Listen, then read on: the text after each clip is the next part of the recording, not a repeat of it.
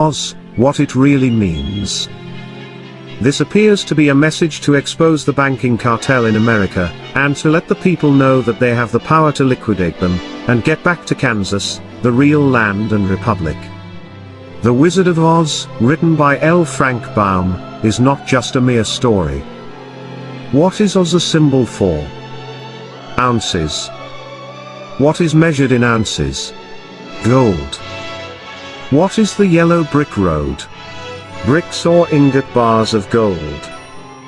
The character known as the Straw Man represents that fictitious, all caps, legal fiction, a person the federal US government created with the same spelling as your birth name. Remember what the Straw Man wanted from the Wizard of Oz? A brain?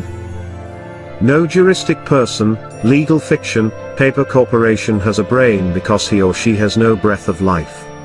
What did the Straw Man get in place of a brain? A certificate, a birth certificate for a new legal creation.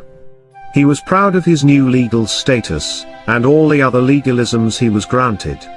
Now he becomes the epitome of the brainless sack of straw who was given a certificate in place of a grain of common sense. Now, what about the Tin Man?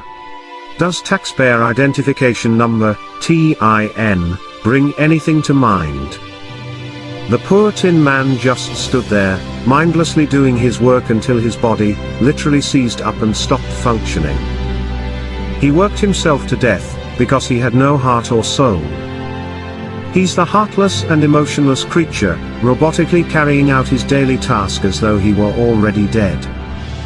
He's the ox pulling the plow and the mule toiling under the yoke. These days, his taskmasters just oil him nightly with beer, and place him in front of a hypnotic television, until his very existence no longer has any meaning or value. His masters keep him cold on the outside, and heartless on the inside, in order to control any emotion or feeling that might arise.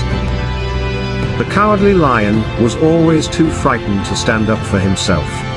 Of course, he was a bully and a big mouth when it came to picking on those smaller than him.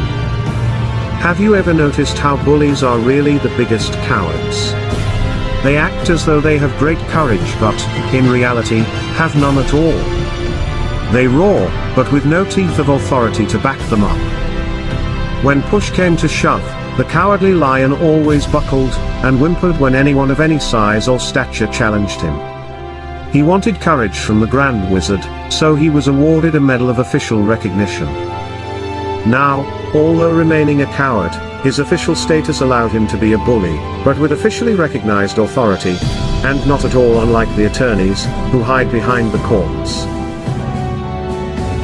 What about the trip through the field of poppies? Did you notice how this had no narcotic effect on the Straw Man who had no brain, or the Tin Man with no heart or soul? They weren't real people, so drugs could not influence them. The Wizard of Oz was written at the turn of the century, so how could the author have known America was going to be drugged? The Crown has been playing the drug cartel game for centuries. Just look up the history of Hong Kong and the Opium Wars. The Crown already had valuable experience conquering all of China with drugs, so why not the rest of the world? What was the Emerald City? The Federal Reserve System.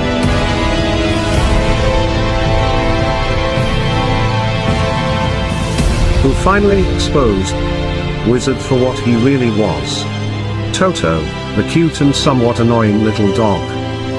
Toto means in total, or altogether in Latin. What was it that the witch wanted after she alleged that the little dog had bitten her? Toto. Or everything. Notice how Toto was not scared of the great wizard's theatrics, yet he was so small in size, compared to the wizard, that no one seemed to notice him. The smoke, flames and holographic images of Oz were designed to frighten people into doing as the great wizard commanded. But Toto simply padded over, started barking until others paid attention to him and came to see what the barking was about. Who was behind the curtain?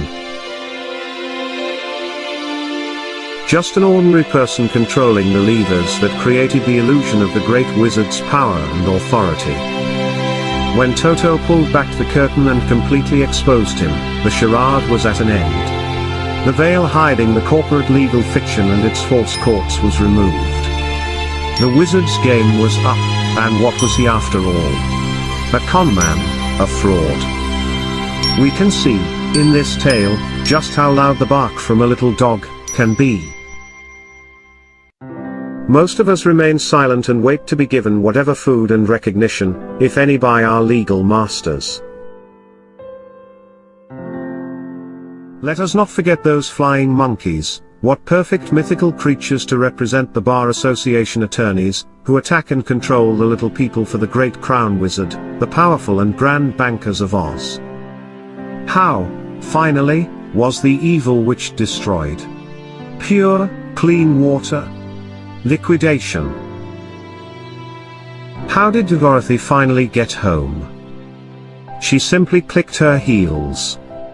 She always had the power, and so do we. What would it take to expose the wizard for what he is? We each need only a brain, a heart and soul, and courage. Then, and perhaps of the greatest importance, we need to learn how to work together. Only by working together, can we have the freedom that was given to us all, under the law of God.